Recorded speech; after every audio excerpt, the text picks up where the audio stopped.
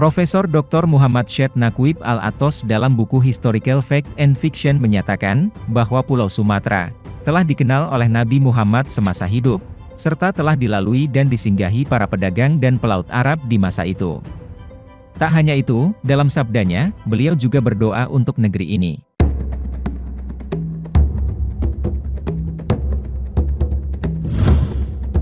Ada dua fakta yang Al-Atos gunakan untuk sampai pada kesimpulan ini. Pertama, bukti sejarah hikayat Raja-Raja Pasai yang di dalamnya terdapat sebuah hadits yang menyebutkan Nabi Muhammad menyuruh para sahabat untuk berdakwah di suatu tempat bernama Samudra, yang akan terjadi tidak lama lagi di kemudian hari. Hikayat Raja-Raja Pasai, antara lain menyebutkan sebagai berikut. Pada zaman Nabi Muhammad, beliau bersabda kepada para sahabat, ada sebuah negeri di atas angin, Samudra namanya. Apabila mendengar kabar negeri itu, maka kami suruh engkau sediakan sebuah kapal membawa perkakas, dan bawalah orang dalam negeri itu masuk Islam, serta mengucapkan dua kalimat syahadat. Syahdan, akan Allah jadikan dalam negeri itu, banyak wali Allah. Prediksi ini tentu sangat kuat, baik secara teologis maupun secara antropologis. Di masa itu, di zaman keemasan Kesultanan Pasai dan Kerajaan Aceh Darussalam, muncullah ulama besar dari Pulau Sumatera. Kita lihat saja Hamzah Fansuri, Nuruddin Ar-Raniri, Syamsuddin As-Sumatrani, serta Syekh Abdur Rauf As-Singkili yang terkenal dengan nama Syaikh di Kuala. Bahkan, sekian di antara Wali Songo, memiliki garis hubungan pendidikan, atau alumni yang berguru di Samudera Pasai sebagai pusat peradaban Islam Asia Tenggara kala itu. Bahkan beberapa di antaranya, ada yang memiliki hubungan keturunan dengan Aceh penyebar Islam di Tanah Jawa.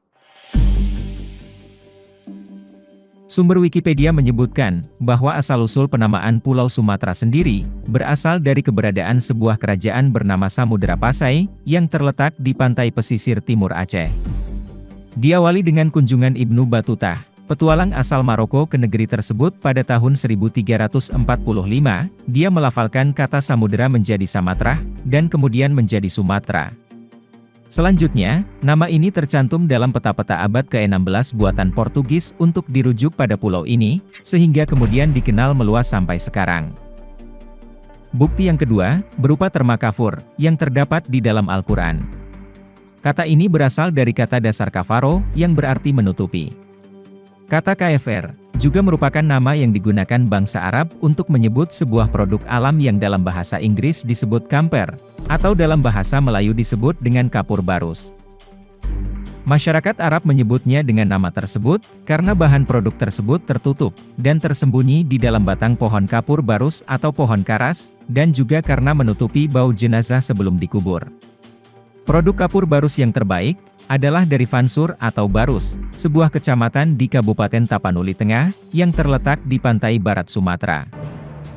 Dengan demikian tidak diragukan lagi, wilayah Nusantara lebih khusus lagi Sumatera, telah dikenal oleh Nabi Muhammad dari para pedagang dan pelaut, yang kembali dengan membawa produk-produk dari wilayah Samudera Pasai. Dan juga, dari laporan tentang apa yang telah mereka lihat dan dengar, tentang tempat-tempat yang telah mereka singgahi. Menurut berita-berita luar yang juga diceritakan dalam hikayat Raja-Raja Pasai, kerajaan ini letaknya di kawasan Selat Melaka pada jalur hubungan laut yang ramai antara dunia Arab, India, dan Cina. Disebutkan pula, bahwa kerajaan ini pada abad ke-13, sudah terkenal sebagai pusat perdagangan di kawasan itu. Kembali menurut Al-Atos, ia menyebutkan ada 4 faktor penyebab minimnya sumber dan kajian sejarah Islam dan sejarah penyebaran Islam di Nusantara. Pertama, sumber dan karya ilmiah sejarah Islam yang ditulis dalam huruf Jawi oleh masyarakat Nusantara, tidak begitu terkenal di kalangan ilmuwan Barat. Karena tidak banyak dari mereka, yang pandai membaca tulisan Jawi. Kedua, banyak sumber sejarah yang hilang, atau tidak diketahui keberadaannya pada zaman penjajahan. Ketiga, biasanya sumber-sumber sejarah yang ditulis masyarakat Nusantara, dianggap oleh orientalis sebagai artefak sastra, sebagai karya dongeng atau legenda. Di mana, ini hanya bisa dipelajari dari sudut filologi atau linguistik, dan tidak bisa diterima sebagai sumber sejarah yang sempurna dan benar. Keempat, karena minimnya sumber dan kajian sejarah Islam di Nusantara, membuat para ilmuwan Barat hanya menggunakan sumber kajian dan tulisan dari luar Nusantara, termasuk dari Barat. Mereka tidak memperhatikan, atau mungkin tidak tahu adanya bahan-bahan dan informasi yang terdapat dalam berbagai sumber sejarah Islam, termasuk sumber-sumber sejarah dari wilayah Nusantara itu sendiri.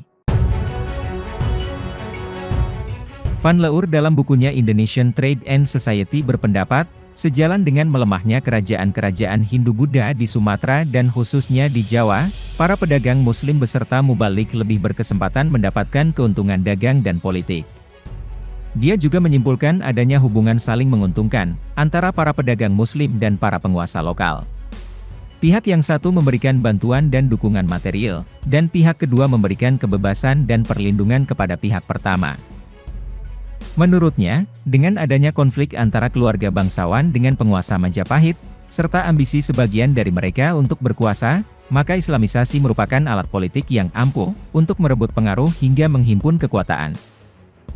Kemudian, menurut catatan M. Yunus Jamil, pejabat-pejabat kerajaan Islam Samudera Pasai, terdiri dari orang-orang alim dan bijaksana. Mereka adalah 1. Serikaya Said Ghiasyuddin, sebagai Perdana Menteri.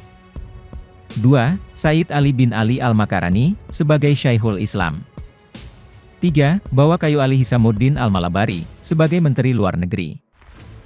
Dari catatan-catatan, nama-nama dan lembaga-lembaga seperti tersebut, bisa kita simpulkan kalau sistem pemerintahan dalam kerajaan Islam Samudera Pasai sudah teratur baik, dan berpola sama dengan sistem pemerintahan Daulah Abbasiyah di bawah Sultan Jalaluddin Daulah. Kemudian, Profesor Gabriel Ferran dan Profesor Paul Wheatley juga menyebutkan, bahwa sudah sejak abad ke-7 Masehi, atau ketika Nabi Muhammad menerima risalah kenabian, pelabuhan-pelabuhan yang terkenal di Asia Tenggara pada masa itu, telah ramai dikunjungi oleh para pedagang dan musafir-musafir Arab. Bahkan pada setiap kota-kota dagang itu, telah terdapat fondasi-fondasi, atau permukiman-permukiman dari pedagang-pedagang yang beragama Islam. Ternyata, perkataan Nabi Muhammad tentang Sumatera itu adalah doa. Di mana bisa kita lihat sekarang, ada banyak ulama yang sampai terkenal di kancah internasional. Sebut saja Profesor Dr. Haji Abduk Malik Karim Amrullah, atau disingkat dengan Hamka. Beliau memperoleh anugerah Dr. Honoris Causa dari Al-Azhar Mesir, dan Universitas Nasional Malaysia. Kemudian Tahir Jalaluddin, dikenal atas kepeloporannya memperkenalkan pemakaian hisab, dalam penentuan awal bulan Hijriah.